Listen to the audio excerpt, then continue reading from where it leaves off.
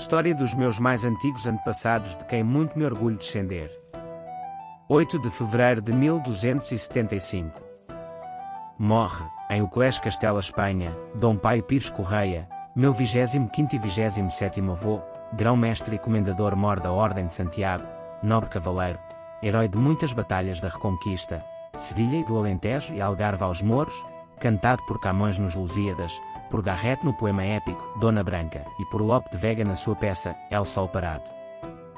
Dom Paio Pires Correia, grão-mestre e comendador-mor da Ordem de Santiago, nasceu em Barcelos, Monte de Fralães, em 1205, e morreu em Uclés, e foi sepultado em Talavera de la Reina, Espanha, a 8 de fevereiro de 1275, era filho de Dom Pedro Paes Correia e de Dona Dórdia Pires, neto paterno de Paio Soares Correia e de Dona Maria Gomes da Silva e neto materno de Pero Mendes de Aguiar e de Dona Estefânia Mendes de Gondar. Dom Paio Pérez Correia, em castelhano, Pelaio Pérez Correia, foi mestre da Ordem de Santiago, tendo conduzido a campanha militar contra os mouros no Algarve, que culminou com a tomada de Faro, apoiando o rei Dom Afonso III de Portugal na derradeira conquista que daria origem ao Reino de Portugal e dos Algarves. Biografia. Dom Paio Pires Correia, filho de Dom Pedro Paes Correia e Dona Dórdia Pires de Aguiar, terá nascido no ano de 1205, possivelmente na honra de Farlães, Monte de Fralães, Barcelos. As inquirições assinalam a presença dos seus irmãos, de uma irmã e de outros parentes em freguesias da vizinhança. Era neto, pelo lado paterno, de Dom Paio Soares Correia e de Dona Maria Gomes da Silva e neto por via materna de Dom Pedro Mendes de Aguiar, Senhor de Aguiar e de Dona Estefânia Mendes de Gondar. No reinado de Dom Sancho II de Portugal, encontramo-lo em Alcácer do Sal. A partir de 1228 vai ter como primeiro palco da sua ação o Alentejo, conquistando Aljustrel e Mértola, descendo depois até ao Algarve, conquistando Silves, Cacela e Tavira.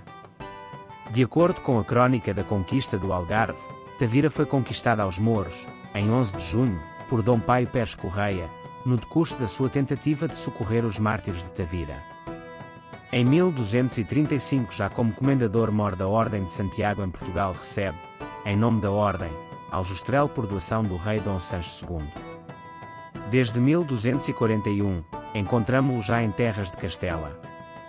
Em 1242, torna-se em Mérida o 17º grão-mestre da Cavalaria de São Tiago e passou então a estar ao serviço de Fernando III e de seu filho, o futuro Afonso X de Leão e Castela, vivendo naturalmente no Reino de Castela. Segundo a crónica da conquista do Algarve, inserida na crónica portuguesa de 1419, Dom Paio Pires voltaria ao Algarve em 1249, no reinado de Dom Afonso III, e colaborou nas conquistas de Faro e Algesur. Um dos pontos altos da sua ação militar aconteceu na conquista de Sevilha em 1248, onde teve uma ação de grande relevo, como testemunha, por exemplo, a Crónica Geral de Espanha de 1344. Morte e sepultura. O mestre morreu a 8 de fevereiro de 1275, em Uclés, segundo algumas fontes, ou na Comenda Santiguista de Montalbán em Aragão, e os funerais foram celebrados no mosteiro de Uclés.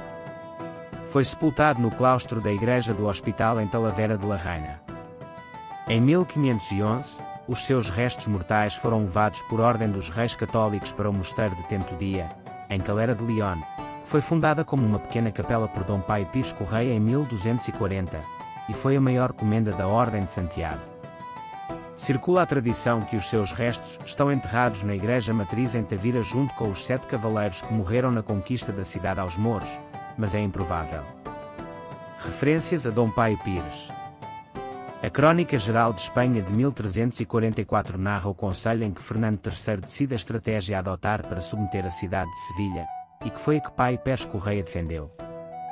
E a este cada um dava sua divisa, segundo seu entender.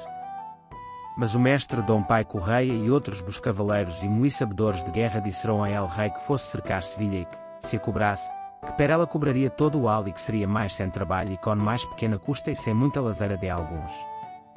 Mas este contradisseram outros, dizendo que Sevilha era lugar grande e muito pobrado e que não seria muito ligeiro de cercar, mas pero se El Rei tal coisa quisesse cometer, que primeiro cumpria correr e estragar a terra per algumas vezes, e, depois que a bem quebrantada tivessem e os mouros bem apremados, que então seria bem de a ir cercar.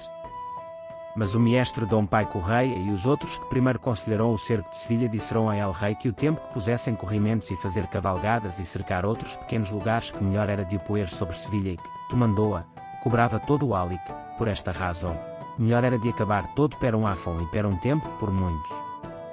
E demais que poderia ser, se lhes dessem tal vagar, que eles se avisariam de guisa que seria depois muito forte coisa de começar e que por este melhor seria de começar este cedo que tarde.